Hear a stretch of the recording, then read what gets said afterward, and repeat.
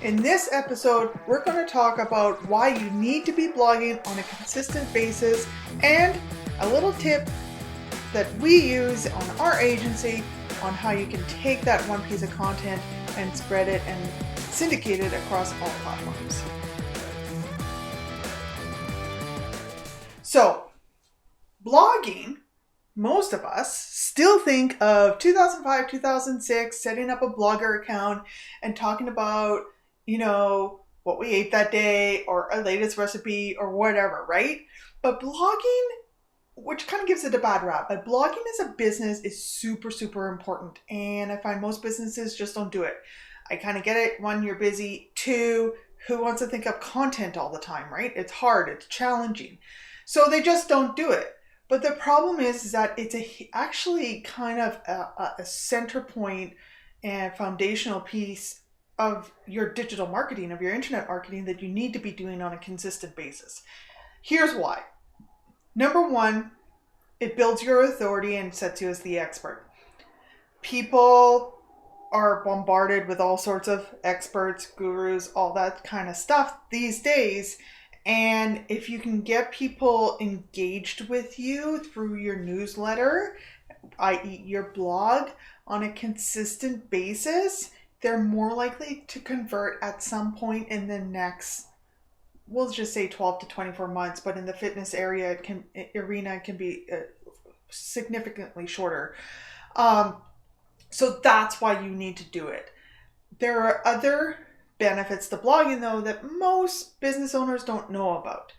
The first one being is search engine optimization. Google loves fresh, original content. They love it, especially content that people read and engage with, and they know that by something called amount of time they spend on the page and bounce rate.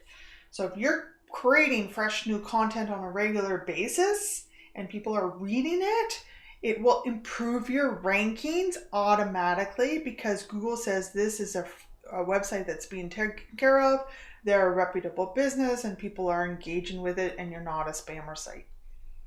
Super important. Number two, content for your newsletter. If you're trying to figure out what to send out on a newsletter, and last week I did an entire vlog on newsletters, go and watch it.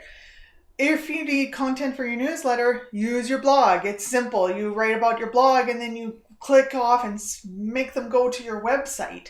The other benefit of making them go back to your website is that then they hit your retargeting campaigns and it becomes this ecosystem. So use your blog as your content for your newsletter, and you can get any of your staff members or even hire a virtual assistant to help you do something like that. That virtual assistant can also do item number three, which is your social media. So what you can do is create a blog and then take snippets, kind of like quotes, throw them into Canva and export. You can actually schedule from Canva into Facebook and Instagram now. Or you can use Facebook Creator Studio. How you get them on your social media doesn't matter, but you can create snippets, copy paste them, make them into social media posts, and then schedule them into your social media. So you're doing one blog and then you're syndicating it across all your social media, you're sending it off to your newsletter, and you're getting it in front of your people over and over and over again. You might be wondering, well, that sounds like a lot of work. Well, when you think about it, you only have to do it once a month. You do not need to send out a newsletter once a week. You should, in my opinion, send out, and I have the data to prove this, your schedule every single week to remind people of the classes you're having. But if you're doing a blog, you don't need to send that out every week. You can send that out once a month. So to give you context, we do this in our agency. I actually do it with these vlogs. I do a vlog. We then edit it down. We put it up on YouTube. We get it transcribed by rev.com. We then put the YouTube video and the transcription up on the blog, and my SEO team lead optimizes it for SEO. We then create social media posts from the transcription. Really, really simple and easy. And we use it in our newsletter. The other thing we do, if depending on the content, we will splinter it out and use a tool called headliner.com. I think it's .com. It's definitely Headliner. and it creates audiograms, which are, you know, you've seen them. They're on Instagram, and it's the audio waves, and you can take less than a minute. So let's say 30-second snippets of your video and put them up on YouTube or put them up on Instagram and your social, and then drive people back to the blog to read and listen to the rest of it. That's what we do. It's called content syndication.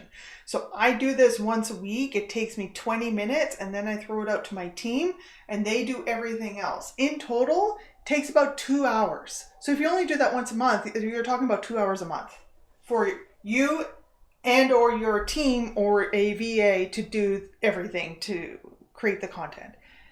Don't think you have to be pushing out content every single week or every single day. You don't. There are ways to simplify the process. And then you get the benefits of the SEO benefits. You get people more engaged on your social platforms, which increases your reach on the social platforms. You get people reading your newsletter, which increases your deliverability. You get people going to your website, which increases your user experience, which increases your SEO, so you can see the cycle going. And then, of course, always have a call to action. At the end of your blog, whatever your next step is, free, whether, you know, you can have different ones, but let's say first class free, you have that at the bottom of your blog and people will opt in. We're doing that right now for one of our clients in the acupuncture space. We use Facebook ads. We drive them to our blog. At the bottom of the blog is call to action, schedule a free 15-minute consultation with me. And it drives a lot of consultations for her, which of course then she turns into paying clients. It's a killer strategy, but if you don't start blogging, you never get going there. One last tip: if you really don't want to blog and you don't want to hire any or get any of your staff to write the blog, there are platforms out there where you can pay somebody to write you the blog. That's another little tip. You don't have to feel like you have to do it. I don't encourage that necessarily because I think your personal voice is better, and I'd rather have you do videos. And you can use your smartphone to do a video, right? You don't need to be fancy. I'd rather it be original content than hiring somebody out, but there are ways to have the entire process completely out of your hand. Including, like, that's what we do in our agency. Our clients are like, I don't want to do this, but I know it needs to be done. So we do it for them. And we have writers that write in their tone of voice and write for their content. So that is why you need to be blogging, vlogging, whatever you want to do on a consistent basis. So hopefully you found that helpful, and best of all, start taking action. And if you have any questions, comments, concerns, leave them in the comments below.